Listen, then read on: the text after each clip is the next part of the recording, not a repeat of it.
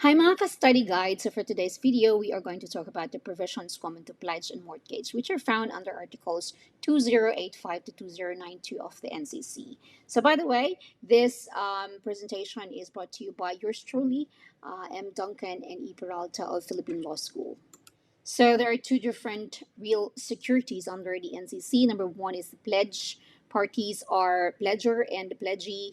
Number two is the mortgage. Parties are the mortgager and the mortgagee. So both real securities constitute an encumbrance on property. Just take note that the mortgage subscribes to the lien theory. So what is this lien theory? So this is a theory that wherein the banks or the mortgage lenders never retain the title to the property, but instead the mortgage lender holds a lien against the property. So this is also different from the title theory, because in the title theory, the mortgage lenders hold the title of the property until it is fully paid.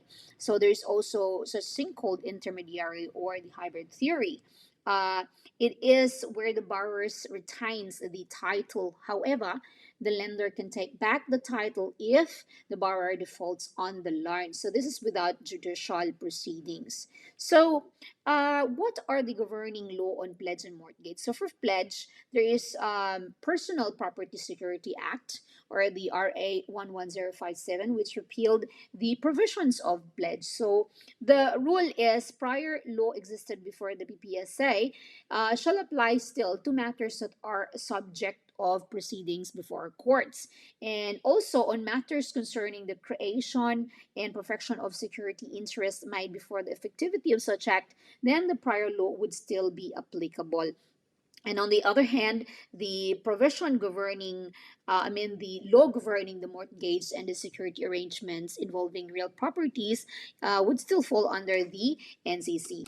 So, what are the essential requisites of pledge and mortgage? So, just think of PRADO, PRADO. So, P for purpose, which is, we know, it's a secure fulfillment of obligation.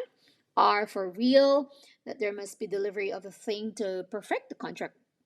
A for alienation, when the principal obligation becomes due and the debtor defaults, then the thing may be alienated to satisfy the former. D for disposal.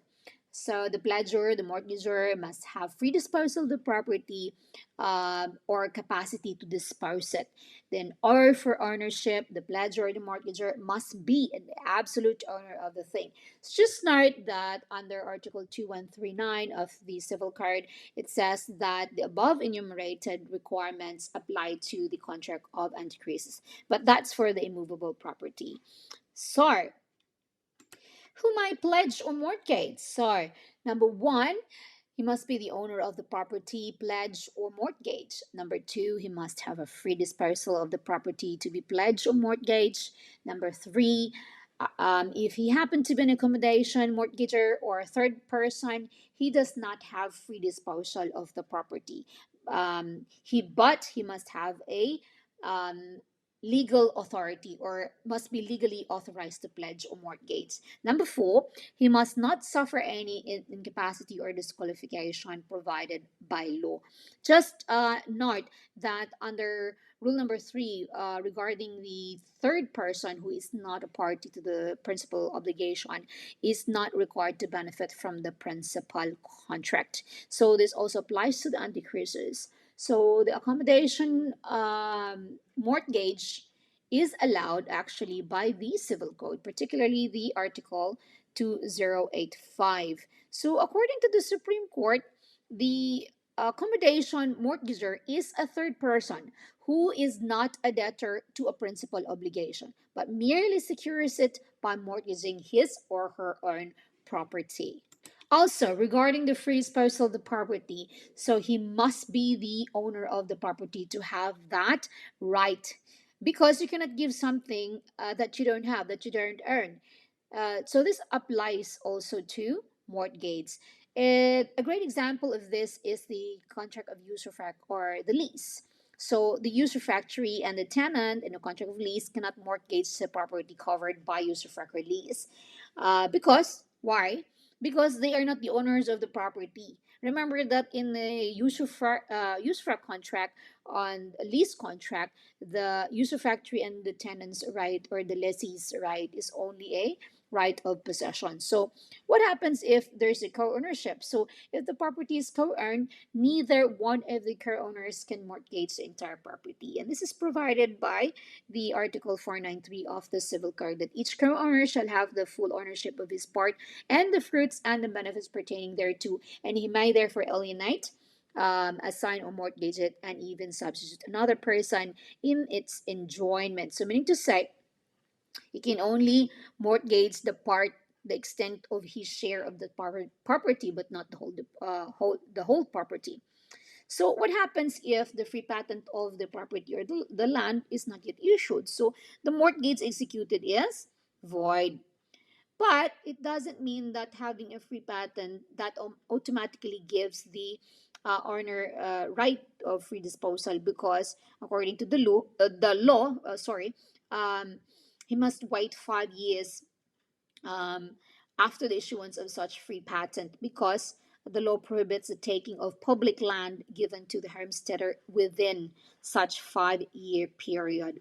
So the mortgagor also must be the owner at the same time of the foreclosure of the property, since a foreclosure sale is essentially a forced sale. It is still a sale under Article 1450 of the Civil Code, under which a mortgagor in default, the fourth seller must transfer the ownership of the thing sold to the highest bidder.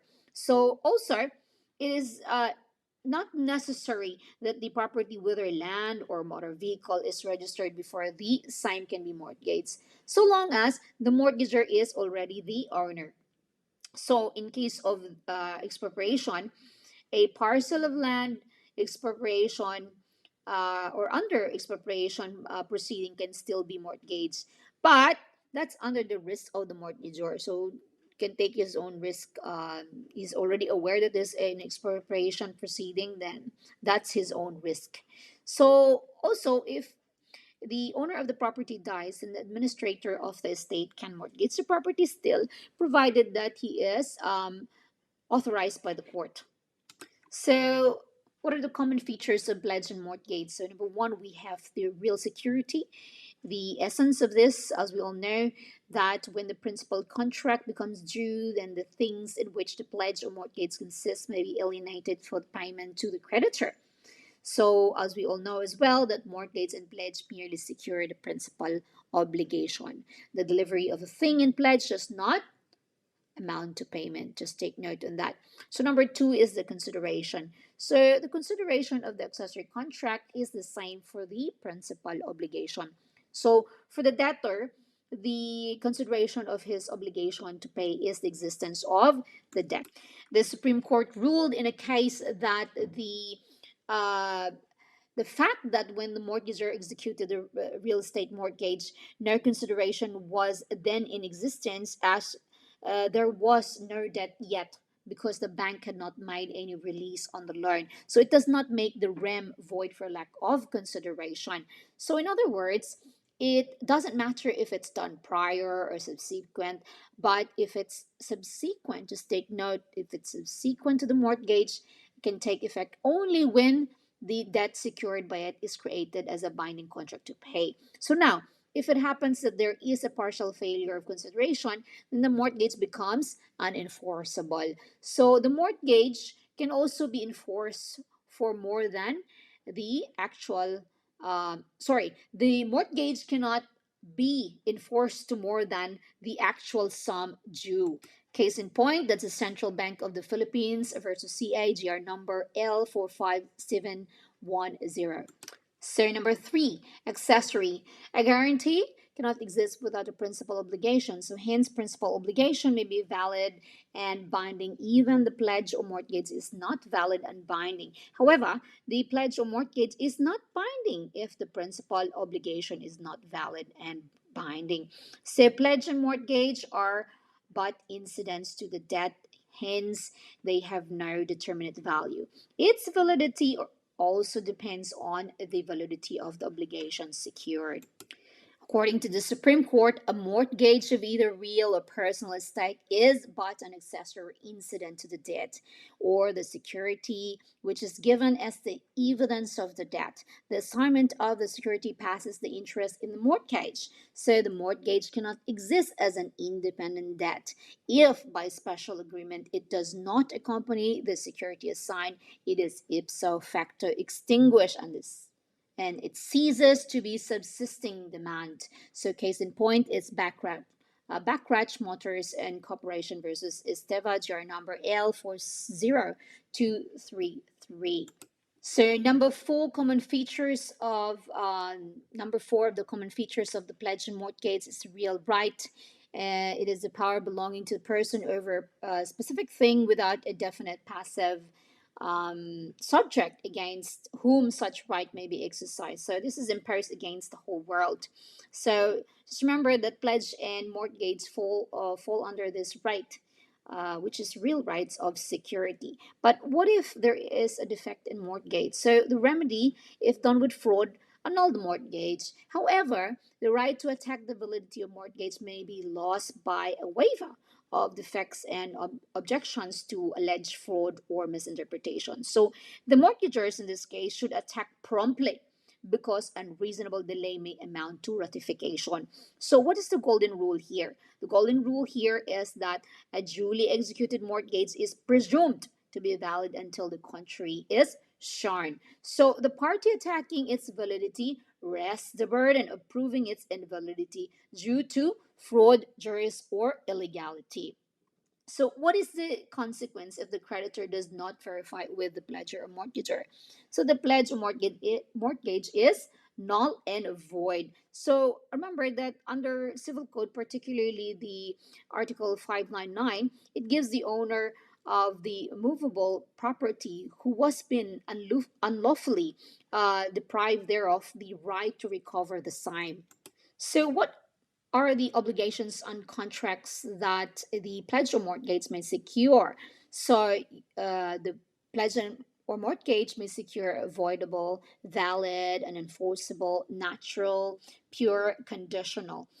Um, Actually, the civil code, particularly the Article 2091, provides that the contract of pledge or mortgage may secure all kinds of contracts of obligations, be they are pure or subject to suspensive or resolutory condition.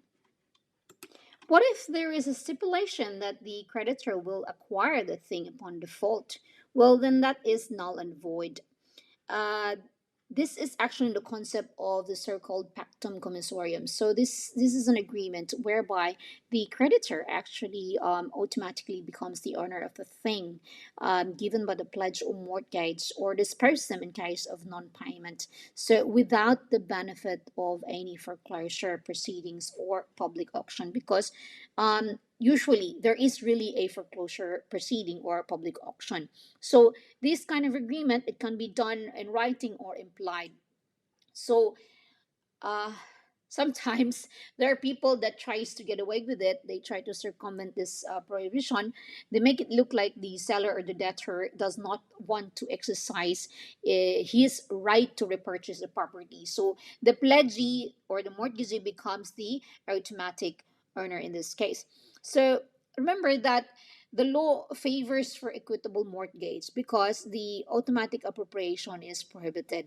So, what is the remedy for the pledgee or mortgagee in this case? So, the law says that whenever there is a non performance of the obligation, the proper remedy is to foreclose the pledge or the mortgage and not to automatically appropriate it.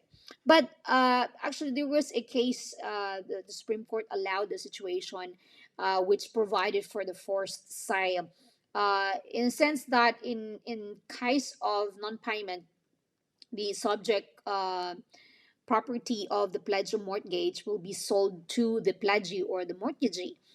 But what is prohibited is only the automatic appropriation because there is still an act that has to be done after that, which is the delivery of the thing to transfer the ownership of the property.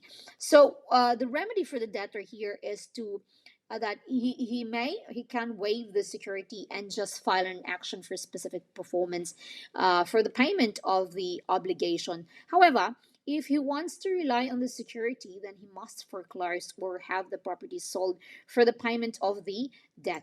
So, what does the creditor do with the pledge or mortgage when the debtor defaults? So, the creditor can move for the sale of the thing, pledge, or mortgage. And what if the creditor wants to acquire the thing? Well, he may purchase it at the public auction.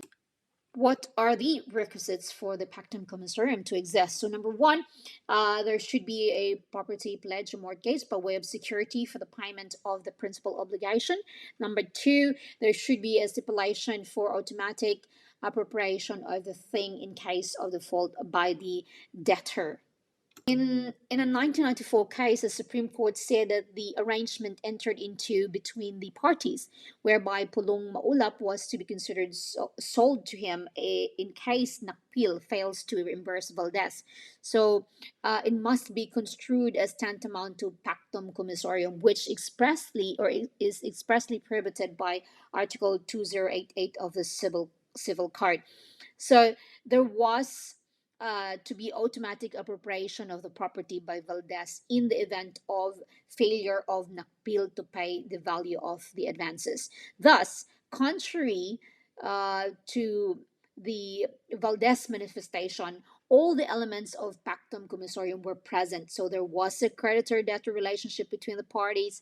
The party was used as security for the loan, and there was automatic appropriation by pulong maulap in case of default of Valdez. So case in point here is Nakpil versus Intermediate Appellate Court, GR number 74449.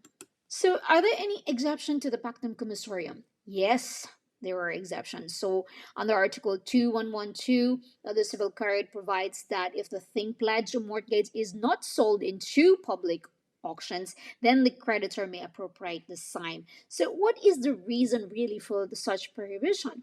Well, the value of the thing pledged or mortgage is usually more than the amount of the obligation. So what happens to the contract of pledge or mortgage if there is a stipulation of pactum commissorium? Is it void? Well, no. Remember that only the stipulation is void, but the principal contract will still subsist. What are the instances not covered by the provision against pactum commissorium? So these are acts or transactions that are agreed upon after the mortgage was constituted. So if the principal obligation is distinguished by side dacion and pago, novation, cession, things like that.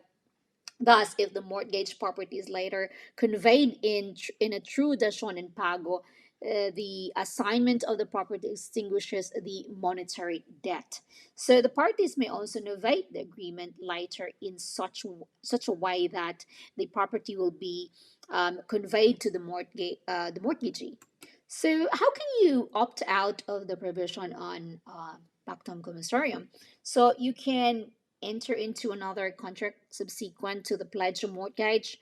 The provision applies, remember, only to the stipulation made in the contract of pledge or mortgage. So number two, the debtor can voluntarily cede the property to the creditor. This would in effect be a novation of the pledge or mortgage. So number three, there can be a stipulation where the debtor merely promises to sell. Non-compliance would give the creditor not a right to the property but an action for damages.